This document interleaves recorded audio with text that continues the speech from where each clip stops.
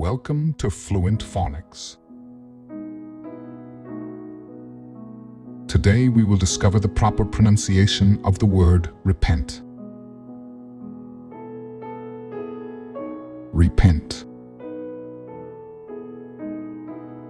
Repent.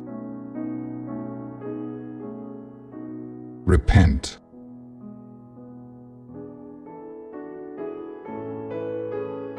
Here's an example of how one might use it in a sentence. After realizing the harm he had caused, he decided to repent and make amends for his actions. Repent means to feel regret or sorrow for something done or not done, and to change one's ways or seek forgiveness for a wrongdoing.